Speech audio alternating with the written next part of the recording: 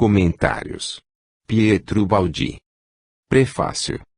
Com o presente trabalho, Comentários, apresentamos o primeiro volume de introdução à segunda obra, que chamamos Brasileira, porque nasceu e se desenvolveu no Brasil, depois que para cá se transferiu seu instrumento humano, em dezembro de 1952. Explicaremos no princípio do segundo volume desta obra, Profecias, como ela nasceu em 1955 e 1954, o seu novo estilo, sua significação e conteúdo. Esta nova obra surge seguindo o esquema da primeira, desenvolvendo o mesmo pensamento em novos aspectos, ao mesmo tempo que acompanha desenrolar-se da missão por ela expressa e o amadurecimento do espírito de seu instrumento, assim como do destino do mundo. Esta segunda obra é a continuação da primeira, com a qual se funde formando uma obra maior, que representa não apenas a construção de um sistema científico-filosófico-ético, como ainda o amadurecimento do destino de um homem, que é seu instrumento, e do destino do mundo na hora histórica atual. Se o leitor, aqui também, não viver esta maturação, dificilmente poderá compreender, e recolherá fruto bem mesquinho de sua leitura. Ater-se apenas à estrutura conceptual significa permanecer na superfície, sem penetrar o sentido destes escritos.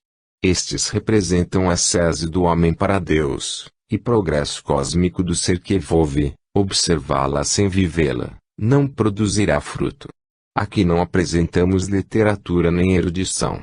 Estes livros foram todos vividos, foram escritos com sangue, diante de Cristo, numa vida de tormento e de holocausto, numa hora de redobrada dor para o instrumento e apocalíptica para o mundo, ele também pregado, por causa de seus erros, a cruz da dor, única que o pode redimir e salvar.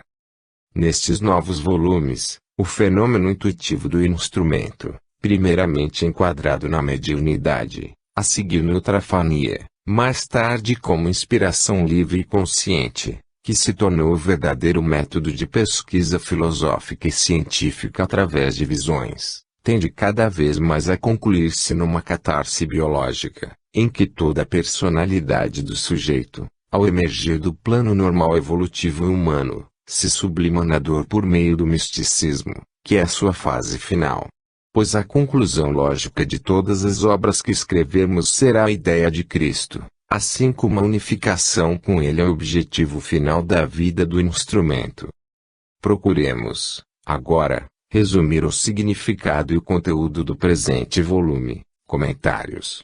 Divide-se ele em três partes. O fenômeno, história e crítica. Nesta parte está resumida a história da primeira manifestação do fenômeno, das mensagens mediúnicas de terceiros que acompanharam seu nascimento, além dos estudos críticos da Sociedade Italiana de Metapsíquica e de outros técnicos, a respeito do fenômeno e do sujeito, e as relações entre a grande síntese e a última teoria de Einstein. Críticas. Nesta parte recolhemos todo o material acessório, como prefácio às várias edições das mensagens de dia grande síntese, as apreciações e principais comentários da imprensa. Poderá assim o leitor conhecer o pensamento dos outros a respeito destes escritos, e também em parte uma interpretação sua. Procurará orientar-se entre os diversos julgamentos. Reunimos tudo aqui, para não sobrecarregar a grande síntese com outros textos fora de seu próprio conteúdo.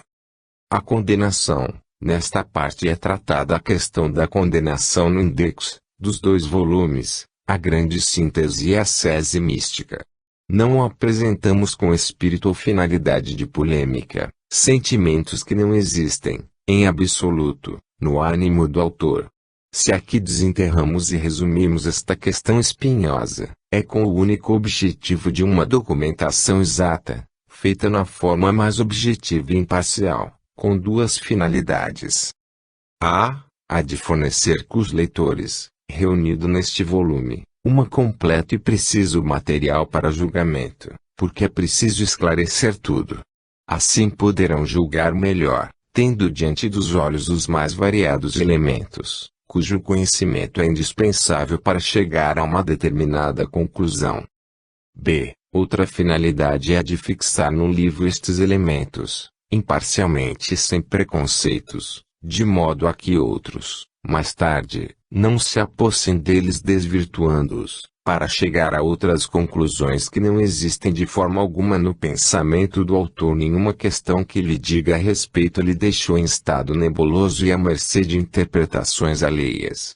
Não são poucos os casos em que, por espírito de partidarismo, acontecimentos como esses são deformados porque usados como bandeira de reações em defesa de ideias preconcebidas. Enquanto o mundo procura reação e polêmica, o autor busca em toda parte compreensão e união. Com esta documentação, deseja prevenir qualquer tentativa alheia de exploração do caso, para fins particulares, contrastou aquela instituição, qualquer que seja ela, da qual, de acordo com os seus princípios, ele não se sente inimigo. Assim, poderá o leitor brasileiro achar neste livro uma história documentada do período incandescente da gênese e explosão do fenômeno inspirativo do sujeito, história muito diferente da do atual período brasileiro.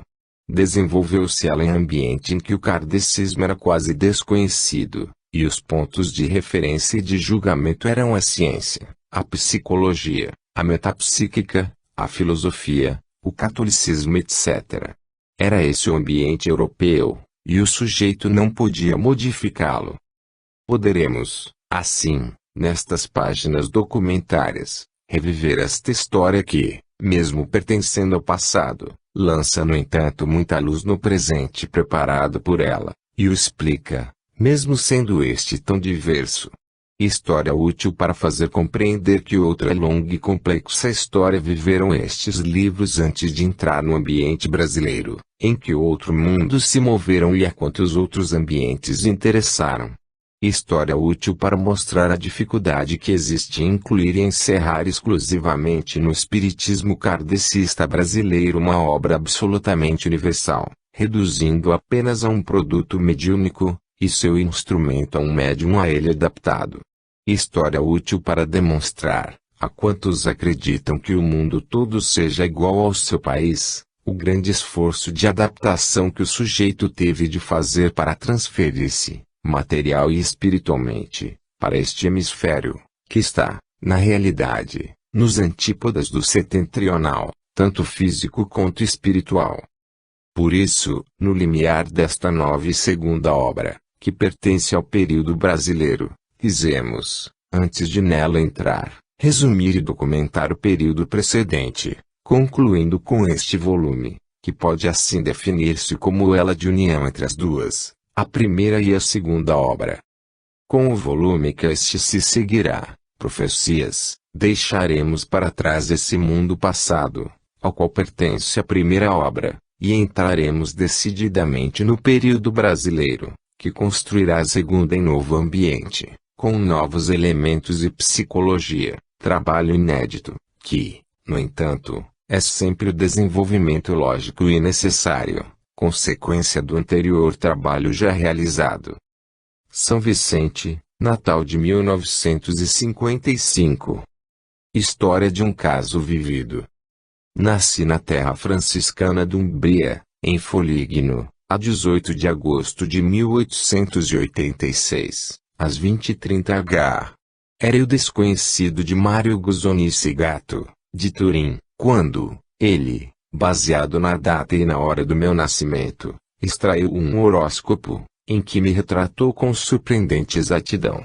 A primeira sensação de vida humana de que me recordo, teria talvez 3 anos, foi de vazio e tédio. Desde criança não me identifiquei com o meu corpo físico, que sempre explorei como veículo de minha viagem. Parecia-me estranho e oprimente o vínculo do tempo, que liga os fenômenos e seu desenvolvimento, em sucessão. Nasci sensitivo, tendo no coração, por instinto, o Evangelho, nasci para amar e perdoar. E óbvio que, no mundo humano, a vida para esses temperamentos só pode constituir um lento martírio. Minha personalidade era demasiadamente complexa, para poder amadurecer rapidamente e brilhar superficialmente, seja na escola, seja fora dela. Era medíocre, muito medíocre. Olhava para mim mesmo, observava, refletia e nada me escapava, eu julgava. Era lenta a maturação espiritual, porque desde os primeiros anos sentia confusamente subir em mim mesmo as camadas profundas da consciência. Na escota, estudava apenas para passar nos exames, porque não acreditava naquilo que me ensinavam, e que eu sentia truncado, inútil, sem base substancial. A verdade estava em mim, eu a procurava dentro de mim. Rebelde a qualquer guia, lançava-me aos conhecimentos humanos ao acaso, procurando secretamente a minha verdade. Narro minha história interior, porque a exterior é insignificante. Tive sempre o instinto de olhar o mundo e as coisas por dentro, nas causas e nos princípios e jamais nos efeitos e nas utilizações práticas. Da mesma forma que os volitivos e práticos podem considerar-me incompetente na exploração utilitária da vida, posso eu considerá-los incompetentes diante da solução dos problemas da consciência. Minha primeira revelação interior foi-me feita ao ouvir meu professor de ciências, no liceu, proferir a palavra evolução. Meu espírito teve um sobressalto, brotar ao vivo uma centelha, sentir uma ideia central. Tornei-me, a seguir, estudioso de Darwin, mas só para completar seu pensamento. Na faculdade de Direito, em Roma, disseram-me um dia que, antes de agir e viver, era necessário conhecer os princípios e orientar-se, sem o que não se poderia realizar com consciência e retidão o mínimo ato. Mas, então, como agiam, meus semelhantes, sem sabê-lo? Por instinto, como os animais. Eu estava, pois, sozinho e em trevas. Defendi com louvor o doutorado, por ser de tema livre, mas não acreditava no direito, nas teorias jurídicas, nem na orientação filosófica e científica da época. Antes de doutorar-me, aprendi rapidamente, como se recordasse um sonho longínquo, o francês, o inglês e o alemão. Realizara particularmente meus estudos de piano. Na música e nos músicos, assim como na arte e na poesia, eu acreditava profundamente. Chopin e Wagner, como Dante e Goethe foram revelações para mim. Começou a vida. Fiz uma longa viagem aos Estados Unidos da América do Norte, até o Pacífico. Casei-me. O turbilhão das existências exteriores batia sem trégua, reclamando a atenção de meu espírito, que, ao contrário, queria viver a vida verdadeira. Acumularam-se as experiências humanas, quase todas duríssimas. A dor martelava minha alma, sob seus golpes, era feito o amadurecimento. Um dia, à beira-mar, em Falconara, contemplando o encantamento da criação, senti, com evidência, numa revelação rápida como raio, que tudo tinha de ser matéria, energia e conceito ou espírito, e vi que esta era a fórmula do universo. Abre parênteses, M igual a I, I igual a C, fecha parênteses igual a S. Em que M igual a matéria, I igual a energia, C igual a conceito ou espírito e S igual a substância. E esta é a grande equação da substância, isto é, o mistério da Trindade, em que se move toda a grande síntese. A ideia central da revelação aparecera-me, mas eu ignorava os pormenores, como harmonizar esse transformismo em seus pontos extremos, como definir as passagens, preencher as imensas lacunas, como tecer toda a trama deste conceito gigantesco e afirmar tudo em termos exatos, diante de uma ciência cega e inconcludente. No âmago da filosofia indiana, através da teosofia, eu intuía verdades profundas, mas apareciam-me escondidas numa terminologia exótica que as afastavam de mim e de meu mundo. Comecei timidamente a expressar-me no opúsculo que saiu em trechos na antiga revista Ultra, de Roma, maio de 1928 a dezembro de 1929, mais tarde editado, em 1932, em Buenos Aires pela Casa Editora Constancia, Evolução Espiritual. Veja o volume, Fragmentos de Pensamento e de Paixão. Entretanto, sentia nascer em mim, gradativamente, a grande síntese, através da lenta incubação de 20 anos. Entendamo-nos. O amadurecimento não veio por meio de verdadeiros estudos realizados, porque sempre li ao acaso e apenas como pretexto para escutar-me. A síntese não me veio de livro algum, mas surgiu toda do mistério de minha alma. Eu li, é verdade, mas nada encontrei que já não existisse em mim. Reconheci nas leituras o que já sentira ser verdadeiro, e repudiei o que já sabia ser falso. É verdade que durante alguns anos escrevi várias páginas de apontamentos, mas eram caóticos, discordantes e foram julgados uma tempestade que ameaça e nunca desaba. Além disso, foram escritos quase sempre à noite, motivados mais por um impulso interior invencível do que por minha vontade, num estado de consciência todo especial. Eram meus primeiros exercícios. O impulso submetia-me a uma escola de preparação e treinamento, para grande recepção, escola que devia formar em mim o instrumento. Aquele manuscrito foi apenas coleta de material e, quando escrevi a síntese, senti náuseas daqueles primeiros abortos de pensamento e que muitas vezes reneguei por completo.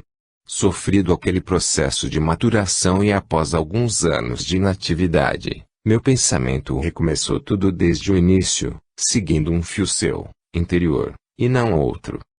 Esta verdade, eu quis dizer, mesmo arriscando-me aos que acreditam que eu haja preparado a síntese através de estudo.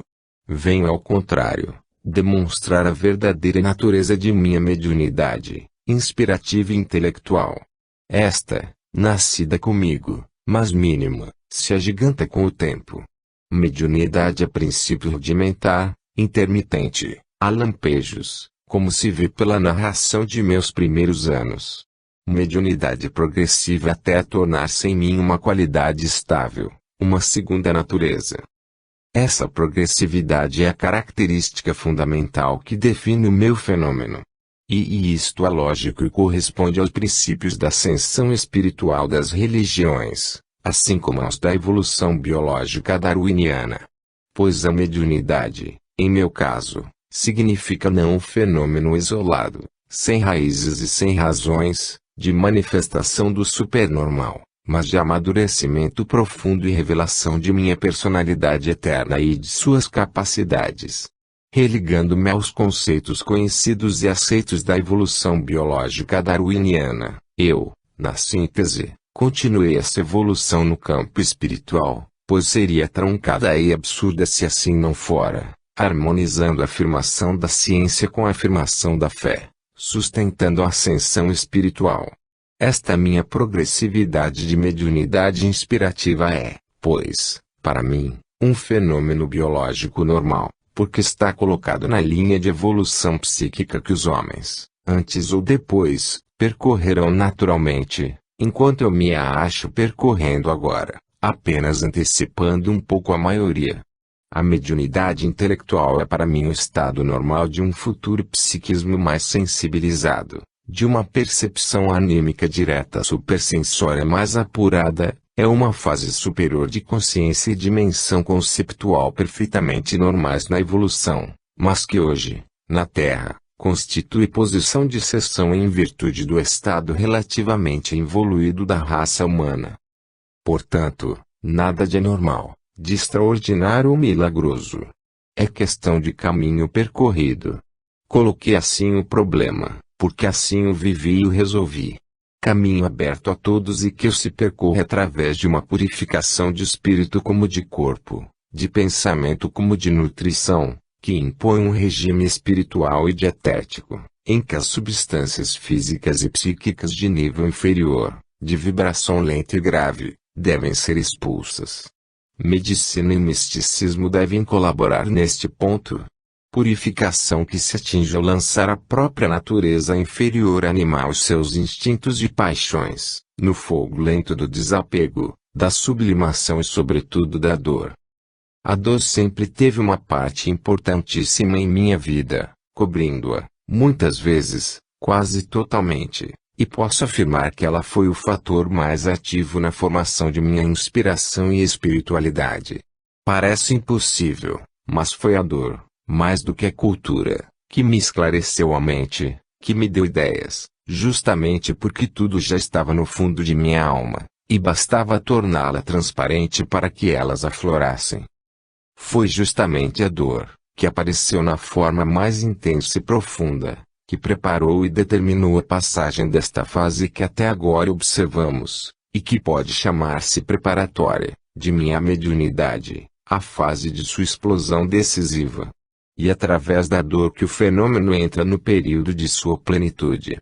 Essas relações entre sofrimento e mediunidade confirmam minha interpretação anterior. Trata-se de um fenômeno evolutivo de mediunidade progressiva, pela qual o espírito revela seus poderes interiores, através da purificação de seu veículo humano, e tanto mais claramente se manifesta, quanto mais este se torna sutil e deixa transparecer sua luz. Estava em Assis, em 1931, quando maiores golpes me atingiam em cheio.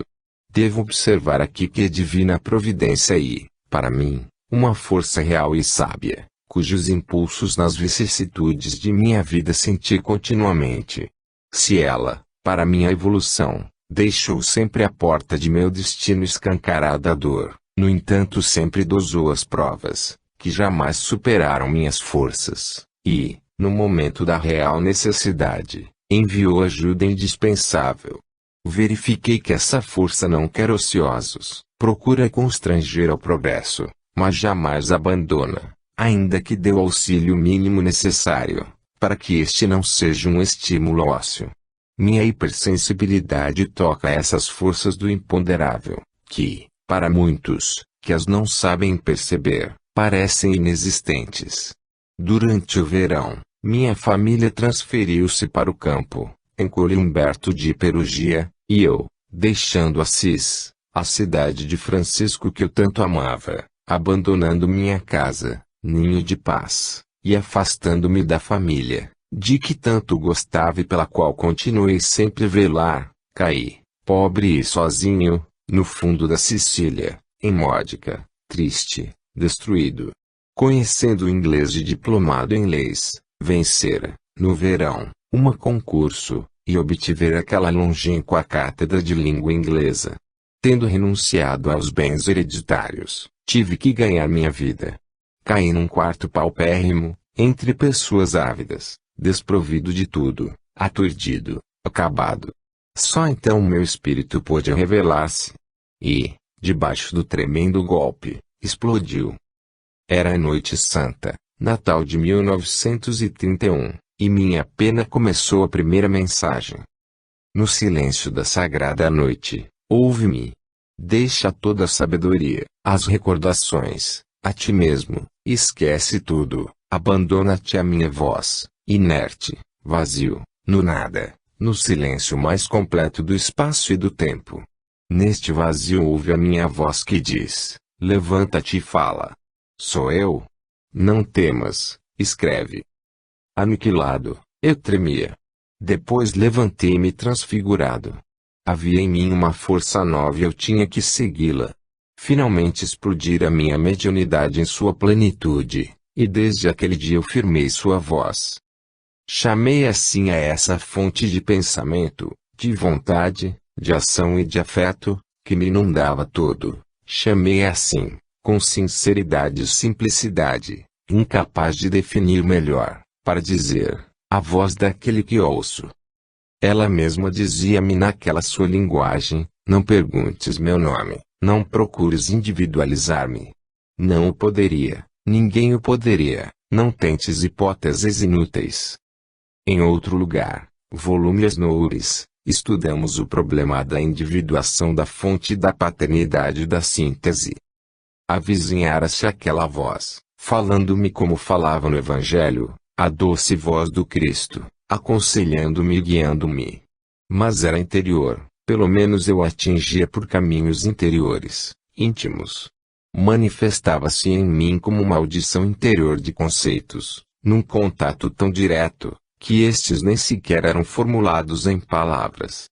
sem dúvida era distinta de mim, de minha consciência normal cotidiana, porque me guiava, governava, pregava, e meu eu normal seguia e obedecia, porque surgiam também discussões e divergências entre as duas personalidades, nas quais meu eu normal cedia sempre, vencido e convencido por uma superioridade esmagadora de bondade e sabedoria.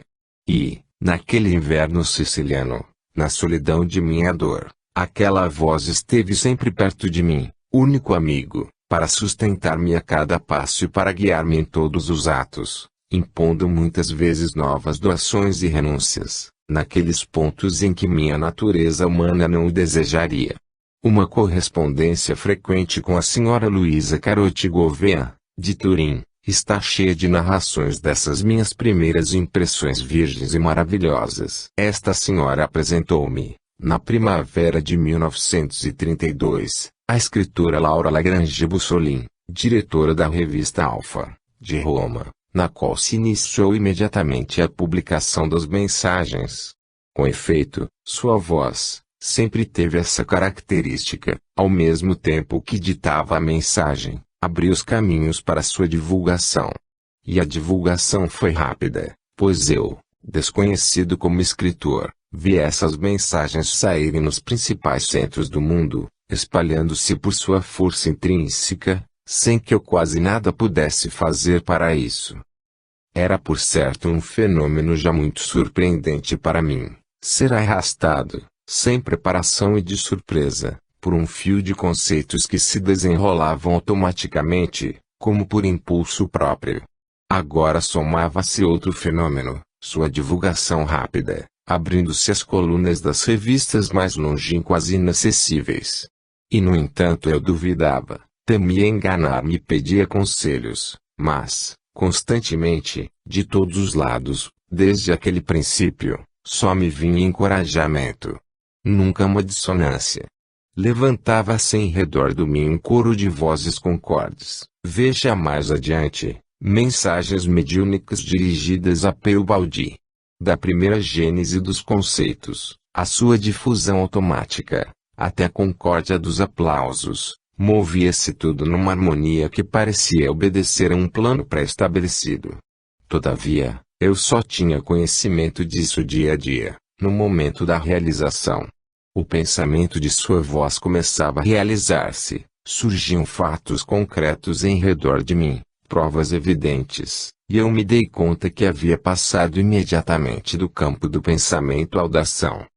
Foi esse o período dos mais íntimos e afetuosos contatos com sua voz, assim como também dos maiores sofrimentos e isolamentos do mundo.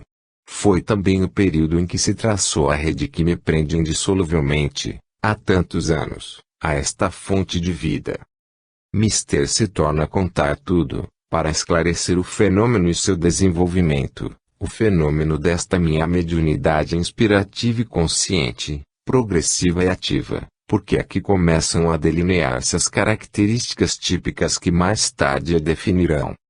Rapidamente eu fixava na imprensa minhas impressões a fim de que não se perdesse nada do que ocorria dentro e fora de mim. Como continuação da Evoluzione Espiritual, publicada na revista Constancia, de Buenos Aires, e a seguir em volume separado, publiquei na mesma revista, e como apêndice ao volume, um artigo, Experiências Espirituais, veja volume, Fragmentos de Pensamentos e de Paixão, em que estudava objetivamente o comportamento das forças espirituais que tão decisivamente intervieram, modificando a linha de meu destino. Sentia com evidência que operavam em mim forças superiores e observava, procurando compreendê-las. Mas tinha que apressar-me, porque o amadurecimento se precipitava. As experiências espirituais, publicadas em dezembro de 1931, enquanto sua voz já ditava sua primeira mensagem, seguiu-se logo um artigo, em Constancia, de Buenos Aires, Como isso vós como ouvi sua voz, em fevereiro de 1932. O suceder-se rápido dos acontecimentos não me dava tempo de publicar esses trabalhos mesmo na Itália. Nesse artigo, expus minhas primeiras impressões, fixando-lhes as notas básicas. Dizia, una voz interior me habla, me dicta, me ordena de escrever. Sinto que me dictará muitas coisas que tendré de escrever. Essa publicação era composta de duas partes. A primeira, mi razón, observava e explicava o que acontecia. A segunda, sua palavra, transcrevia a primeira mensagem de Natal de 1931. Estava feita a primeira afirmação. Não podia mais retroceder. Desde o princípio de 1932, saía a mesma mensagem em italiano, inglês, francês, nos principais centros do mundo. Vasta correspondência crescia em torno de mim, em que figuravam Bozano, Scheirer de Bruxelas, professores de universidade, médicos, entre os principais expoentes do mundo espiritualista. A 1º de junho, escrevia-me Bozano, a mensagem obtida com sua mediunidade provém indubitavelmente de origem transcendental, e mais ainda, de elevadíssima inspiração. E mais tarde, a propósito da mensagem do perdão, estupendo. Há nela trechos sublimes, em sua grandiosidade única que provoca quase um sentimento de sagrada surpresa. E Bragadin escrevia, em sua revista Lida ao Pensiero, em fevereiro de 1934, enquanto as coisas fortemente queridas e tenazmente preparadas, muito raramente têm no mundo êxito merecido, um médium desconhecido, não preparado, cético por muito tempo de sua mediunidade, sem meios nem apoio, sem nenhum objetivo de interesse, viu em pouco tempo suas mensagens, numericamente reduzidas, darem volta ao mundo e difundir-se rapidamente, automaticamente, sem nenhuma intervenção sua, assim como uma força secreta própria, emanada daqueles trabalhos. E verdadeiramente, cada vez mais me sentia aniquilado e tímido, e teria voltado atrás se, ao contrário, sua voz não me houvesse impelido para frente.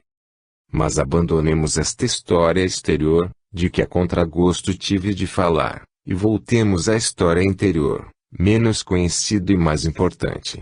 A fase preparatória fora superada.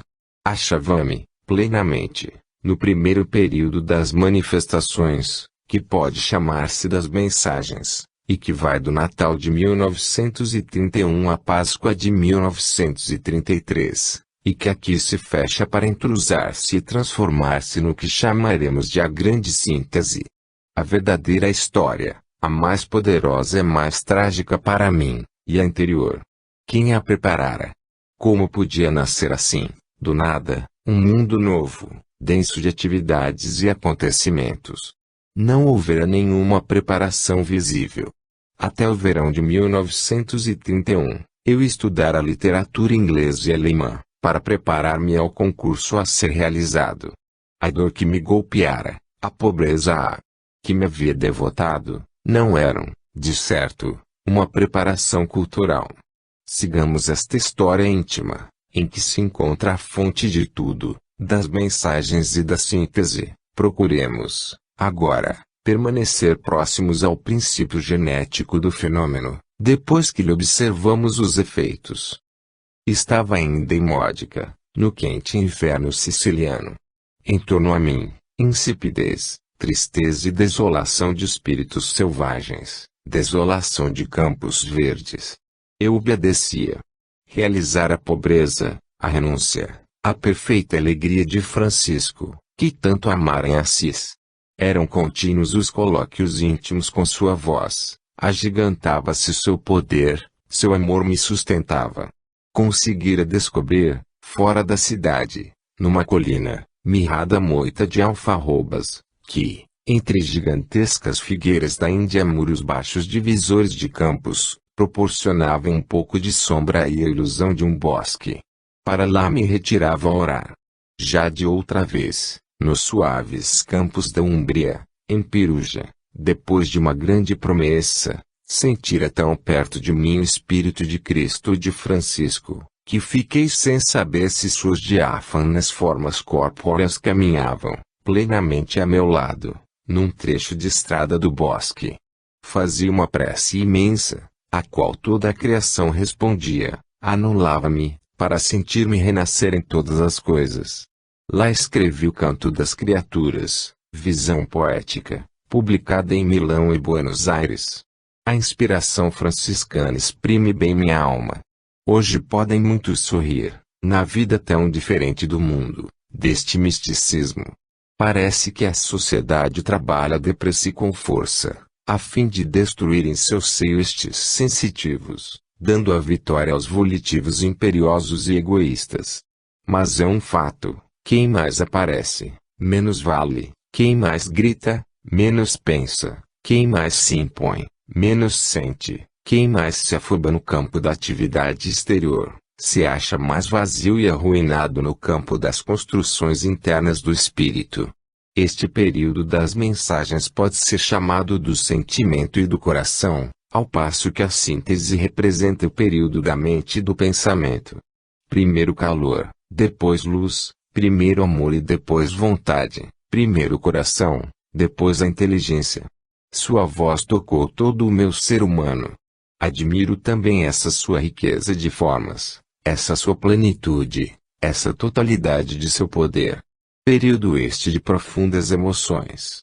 E enquanto me abandonava a ele, a minha atividade eu ia realizando sem perceber e desenvolvia um plano lógico. Eu orava. Naquele refúgio campestre e solitário houve um dia um colóquio profundo, íntimo, que não sei descrever, entre sua voz e eu, de alma para alma, um daqueles colóquios que não se esquecem mais por toda a eternidade. Chorei. A vontade que está no centro do universo estava perto de mim, fulgurante e boa, inclinava-se para mim em homenagem ao seu princípio, liberdade e responsabilidade do ser. E pediu o meu consentimento. Mergulhei naquele mar de resplendores e anulei-me numa promessa incondicional, numa dedicação completa. Respondi, sim. Desde aquele dia, minha vontade foi a sua, e não mais podia desobedecer. Iniciada aquela rota, teria que continuá-la até o fim. Eu ressuscitara. Possuía minha potência dessa nova personalidade. O destino flagelava, impassível, com a dor. Era um vento frio que me enregelava, enquanto no coração ardia um incêndio. O amor dos místicos é um fato real, conhecido, tão frequentemente vivido que ninguém deve admirar-se disso. Só uma ciência com premissas materialistas, e portanto incompetente nesse campo da espiritualidade, pode contentar-se, para resolver o caso, com uma negação sumária. Mas também esse amor tem um seu pudor sagrado, no qual se escondem os segredos mais profundos das leis da vida. E eu me calo. Retomava a primavera. Certa noite fria, entre 9 e 10 de maio de 1932, pelas 2 da madrugada, na hora antecrepuscular dos maiores silêncios, acordei bruscamente, por causa de uma movimentação insólita de conceitos em minha psique. Li, maravilhando, dentro de mim. Tinha que escrever, e escrevi rápido e com segurança na sonolência, como quem copiasse um texto, 2 mensagens breves, incisivas, poderosas. Uma era para Mussolini, outra para o Sumo Pontífice, pessoais, particulares, que eu devia enviar, e que diziam respeito a cada campo de ação política e religiosa. Veja nas páginas seguintes, mensagens particulares de Teobaldi. Tendo escrito, readormeci no meu cansaço pelo trabalho do dia. Depois, no dia imediato, e enfim, à noite, reli-as. Eram belas. Fiquei maravilhado. Como haviam nascido. No dia anterior, ocupara-me de coisas inteiramente diversas. À noite, até às 23 horas, ficara corrigindo exercícios e tirando médias escolares. A coisa tomara-me de improviso, e agora atemorizava-me a ordem, entregar-se. Mas como posso fazê-lo? Perguntava. Os caminhos serão abertos diante de ti, respondia-me a voz. E, o que é surpreendente, por si mesmos se abriram os caminhos e as mensagens, estas e outras sucessivas, chegaram ao seu destino. O chefe de governo, na Itália, a 2 de março de 1933, agradecia-me publicamente e comigo se congratulava por meio do prefeito de Ipiruja e do chefe municipal de Gúbio, onde então me achava. Meus escritos mediúnicos, produzidos de modo tão estranho, não eram, pois, o resultado de desequilíbrio nervoso. Após breve intervalo, voltei ao trabalho das mensagens públicas, nascendo então a segunda, a mensagem da ressurreição, na Páscoa de 1932. A mesma divulgação rápida. Esta chegou, por si mesma, até Saigon, na Indochina, onde foi publicada. Terminado o ano escolar, deixei Módica e voltei a Peruja, Cole Humberto, com a família, no campo, sendo depois transferido em setembro, para Gúbio, onde ensinei durante 20 anos. No verão, nasceu a mensagem do perdão, no dia do perdão da Porciúncula de São Francisco de Assis, a 2 de agosto de 1932. Fui tomado de improviso, pela manhã, com tal ímpeto de emoção, que, entre lágrimas, mal conseguia ver o papel em que escrevia. Escrita, como as outras, de jato, completa, sem qualquer arrependimento, nítida e segura desde a primeira cópia. E esta é mais bela, a mais vibrante e poderosa das mensagens, e em pouco tempo fez também a volta ao mundo. Calcularam que tivesse aparecido 500.000 de cópias. Na Páscoa de 1933, 19 centenário da morte de Cristo, em Gúbio, nasceram juntas duas mensagens, a mensagem aos cristãos e a mensagem aos homens de boa vontade. Fechava-se, assim, o primeiro período das mensagens. As revistas me pediram depois outras. Mas elas correspondiam a um plano bem diferente, do que a simples colaboração de imprensa. Não nascem a pedido, mas quando querem. Neste ponto, cabe falar de outra mensagem, transmitida na Páscoa de 1943, após 10 anos de silêncio. Trata-se da mensagem da paz, escrita, exatamente, na noite de Quinta-feira Santa, no Monte sobre o Santo Sepulcro, Arezzo, diante do Verna. Apareceu em plena Guerra Mundial, para fazer ouvir, entre o ribombar da destruição universal, a palavra equilibrada de paz, de orientação, de encorajamento. Nota: a colina do Verna foi onde São Francisco de Assis recebeu os estigmas da paixão de Cristo. Fim da nota. Após outros 10 anos de silêncio, apareceu a última, chamada Mensagem da Nova Era, no Natal de 1953, no Brasil, na praia de São Vicente, em Santos, SP. Com esta, fecha-se a série das 7 mensagens. Observemos sua harmonia. As primeiras 5, estão dispostas em 3 anos, de 1931 a 1933, isto é, com a primeira, revela-se sua voz, na noite de Natal de Cristo, em 1931, para anunciar a ideia central da obra, depois um grupo de 2, no ano seguinte, e as últimas 2, unidas, como uma estrela dupla, na Páscoa de 1933, 19 centenário da morte de Cristo. Assim, do seu nascimento à sua morte, completou-se o primeiro grupo, em 3 anos, e, pode dizer-se, em 3 termos. Sobre este primeiro ritmo ternário, fundamental, desenvolve-se outro ritmo ternário mais amplo. Sobre este primeiro grupo de base, eleva-se como segundo termo, após um silêncio de 10 anos, na Páscoa de 1943, a mensagem da paz, e a seguir, um terceiro termo, também, depois de 10 anos de silêncio, para concluir, no Natal, como no Natal começara, em 1953, com a mensagem da nova era. Assim, neste segundo e terceiro termos, ecoa primeiro grupo e se fecha e termina o ciclo septenário das grandes mensagens. Essas harmonias só foram notadas e compreendidas, depois que tudo ficou terminado. Nessas mensagens, apelos supremos ao mundo, numa linguagem que seria loucura atribuir a mim, São tratados os pontos nevrálgicos dos mais atuais e vivos problemas religiosos e políticos, com conexão e desenvolvimento lógico, de modo completo, e com um conceito central diretivo que eu, acompanhando separado e particularmente, só pude descobrir depois de tudo terminado. As mensagens são um apelo direto, um toque de recolher, e, harmonizando-se em perfeito equilíbrio entre temporal e espiritual, culminam no problema da salvação espiritual do mundo.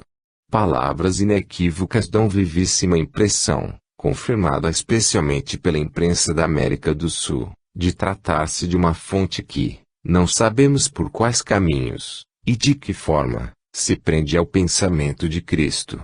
E foi isso que senti. Afirmar algo mais, seria audácia. Quanto a mim, seria presunção. Neste campo, devo humilhar-me, calar, obedecer. Esta fase está terminada.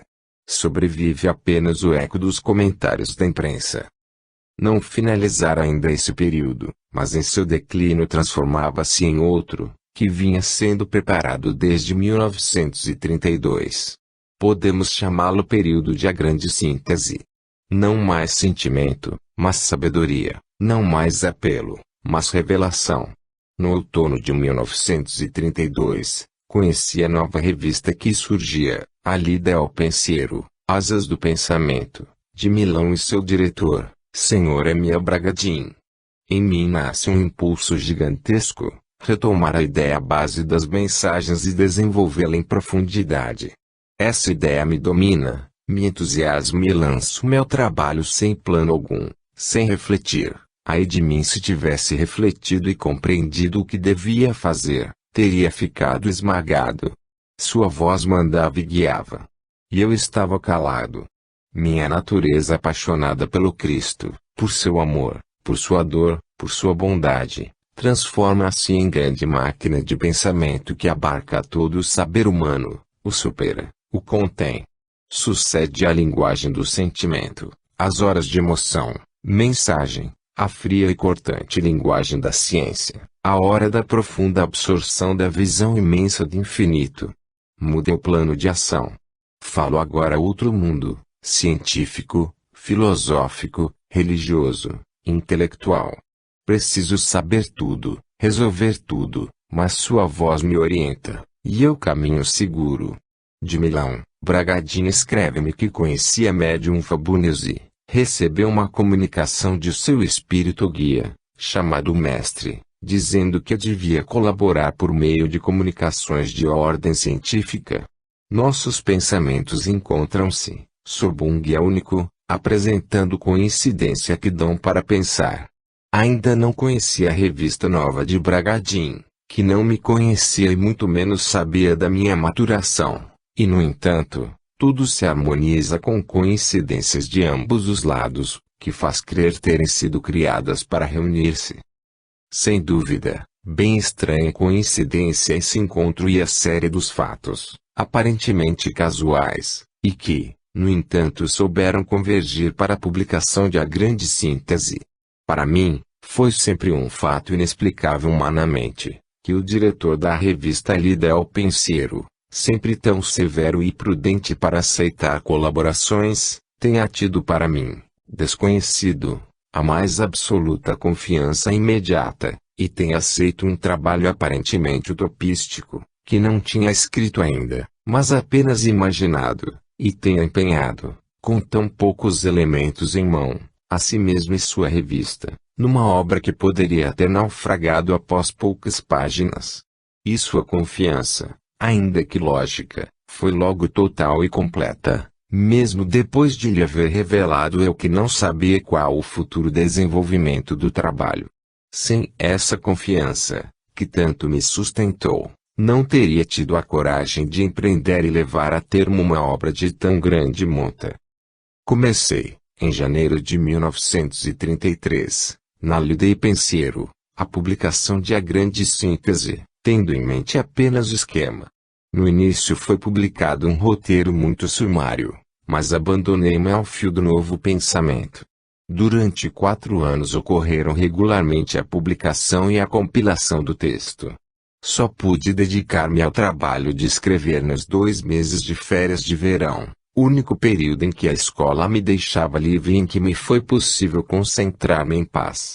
Utilizei, assim, mais 3 verões de férias para completar o trabalho, o de 1933, o de 1934 e o de 1935. O verão de 1936 dediquei a escrever as Noures. Com a grande síntese verificou-se, quase automaticamente, o mesmo fenômeno de divulgação que ocorrera para as mensagens. Concomitantemente com a edição italiana, na revista de Milão, surgia a edição espanhola na revista Constancia, de Buenos Aires, e as 2 edições portuguesas do Rio de Janeiro, no Correio da Manhã, diário de grande circulação, e no Reformador, mensário, da Federação Espírita Brasileira que, paralelamente, publicou a primeira edição da obra acima citada. Outras edições se fizeram, também na Europa. O novo caminho de a grande síntese estava traçado, que se inicia com estas palavras, em outro lugar e de outra forma, v. Grandes mensagens, falei especialmente ao coração, usando linguagem simples, adaptada aos humildes e aos justos que sabem chorar e crer. Aqui falo a inteligência, a razão cética, a ciência sem fé, a fim de vencê-la, superando-a com suas próprias armas. Foi proferida a palavra doce que prende e arrasta para si, porque comove. Indico-vos agora a mesma meta, mas por outros caminhos, feitos de ousadias e potência de pensamento, pois quem pede isso não saberia ver de outra forma, por faltar-lhe a fé ou por incapacidade de orientação para compreender. Estas palavras unem a síntese e as mensagens, como continuação de trabalho e de programa. Explicava-me depois, a mim mesmo, estas orientações, em 2 artigos, Apresentação e Programa, que apareceram na Revista Espírita do Brasil, do Rio de Janeiro, em maio e dezembro de 1934, e que foram inseridos no livro Fragmentos de Pensamento e de Paixão. O plano diretivo continuava, portanto, a desdobrar-se, guiando-me e preparando os meios.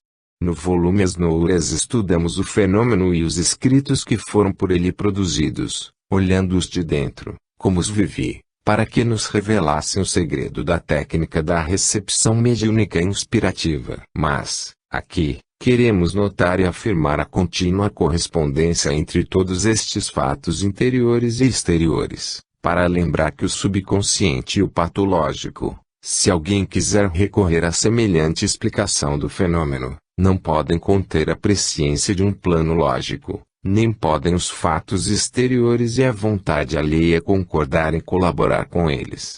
Essas concomitâncias também têm seu peso científico. Não me dirijo ao público leviano dos negadores fáceis, falo aos cientistas sérios que, por 1000 fatos objetivos, são induzidos à persuasão de que nos circunda um mundo imenso que ignoramos e de que nada se pode negar a priori.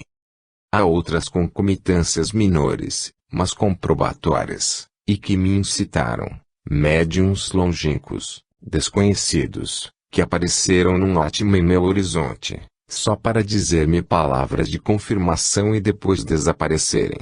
Quem os moveu? Tenho que contar tudo, ainda que a simples título de crônica, deixando toda a apreciação ao leitor. A médium Marjorie Howe, em junho de 1932 recebeu uma mensagem dirigida a mim, de Imperator, veja-se nas páginas seguintes, mensagens mediúnicas dirigidas a Peobaldi, e me endereçou para a Módica. Como me achou? Nela me confirmava todo o trabalho que tinha de fazer, acrescentando, como prova, revelações de pormenores íntimos, que só eu sabia, e que era absurdo que uma pessoa desconhecida, em Londres, pudesse imaginá-los. Falava do lugar acima descrito, em que eu me retirava, no campo, para orar. Incluía palavras em que eu reconheci meu pai, já falecido, e me predizia: a desordem do mundo faz parte daquilo que escreverás. E uma entidade mais alta concluía: sejas abençoado, meu filho, que ouviste minhas palavras. A médium Valbonese, em várias mensagens, encorajava-me, aprovando e sustentando-me. Uma mensagem de outubro de 1932, da parte do mestre, dizia entre outras coisas: ouves? E tu que escutas a ordem, vai e disse aos povos que Cristo ressuscitou. Serás o apóstolo simples, o que opera a caridade em nome de Cristo. Assim diz aquele que envia tua voz ao mundo. Médiuns de incorporação e médiuns psicógrafos confirmavam-me sempre o caminho iniciado. A médium Giseldas Miles, de Roma, foi constrangida a mandar-me uma mensagem assinada, The Spirit of Innocence, em que afirma uma missão minha. Traduzo o texto em inglês: o espírito daquele que multiplicou os pães e os peixes está contigo, dentro de ti, em redor de ti. Estás agora unificado com Deus, com o bem existente em toda a criação. Sê fiel à promessa que a ele fizeste, de seguir sua inspiração. Não temas, pois que és Pedro, a rocha novamente escolhida, sobre a qual ele edificará uma nova fundação e sua ressurreição, e nada prevalecerá contra ela. Sua luz derramará seu resplendor em tua mente. Em nome do mesmo te abençoo, ó Pedro, e através de ti ele abençoa o mundo. O espírito de Inocêncio, em nome de Cristo. Que significam esses rodeios em torno de mim, com mensagens encorajando-me, provenientes de um ambiente de médiuns, entre os quais eu era totalmente desconhecido. Paralelamente, Bozano, indiscutível autoridade mundial nessa matéria, acalmou minhas dúvidas, garantindo-me a origem transcendental dos escritos, e aproximando minha mediunidade da de Miss Cummins, a médium pela qual se manifesta a famosa e extraordinária personalidade de Patience Wolff. O professor Uxerê, de Bruxelas, escrevia no boletim do Conselho de Recherches Metapsíquicas, que eu era um médium extraordinariamente dotado para a recepção de comunicações de ordem científico-filosófica. A comunicação de A Grande Síntese trata de uma concepção monista naturalista de caráter estritamente científico, cujo valor indiscutivelmente é muito grande. No entanto, por outros, a Grande Síntese era definida como uma nova e completa revelação. Em seu volume Espiritismo Moderno, Os Fenômenos, Trespioli fala a meu respeito em várias páginas, que eram publicadas em revista especializada. O mesmo Bozano me escreveu, em outubro de 1935, eu soubera com que admirável constância à custa de quanto sacrifício e dispersão de energias físico-psíquicas, conseguira sua nobre finalidade. Não se lamente, pois realizou obra meritória, cujo valor científico, filosófico, metapsíquico aumentará com o passar do tempo. Mas a grande síntese é tão densa de pensamento, de ciência e de sabedoria, que não é possível pronunciar a respeito um julgamento sumário, enquanto não for publicada em volume. Na carta de fevereiro de 1935, a onda supernormal inspiradora foi a que lhe ditou a mais extraordinária, concreta e grandiosa mensagem mediúnica, de ordem científica que se conhece na casuística metapsíquica. Não é para engrandecer-me, que recorro a estas citações, mas para dar-me apoio moral, de que necessito no meu trabalho, em que apenas tenho fadiga, para aliviar um pouco a grande responsabilidade moral que, sem dúvida, assumo, enfim, para esclarecer melhor, com o julgamento de quem é mais sábio do que eu, este estranho fenômeno de mediunidade, esta vida no imponderável, em que já agora me movo habitualmente, e que é tão intensa que entontece mesmo um homem normal. Nestes casos, para não perturbar-se, é mister tal força nervosa, tal equilíbrio moral e tal objetividade científica, que nem sempre se encontram no tipo médio. Isso porque nesse mundo de realidades materiais, eu tinha que permanecer objetivo. E no entanto, iniciei a obra Grande Síntese num estado de completa confiança para com o invisível, abandonando-me a um fio condutor, que também se poderia ter rompido. Empenhei-me moralmente a desenvolver um programa imenso, só sabendo com segurança que dispunha de muito pouco tempo e de pouquíssimas forças. E, coisa única para um escritor ainda não conhecido, 4 editores se empenhavam, de um hemisfério a outro, na publicação em larga escala, antes que eu escrevesse o texto, antes que eu mesmo pudesse imaginar exatamente o que haveria de escrever.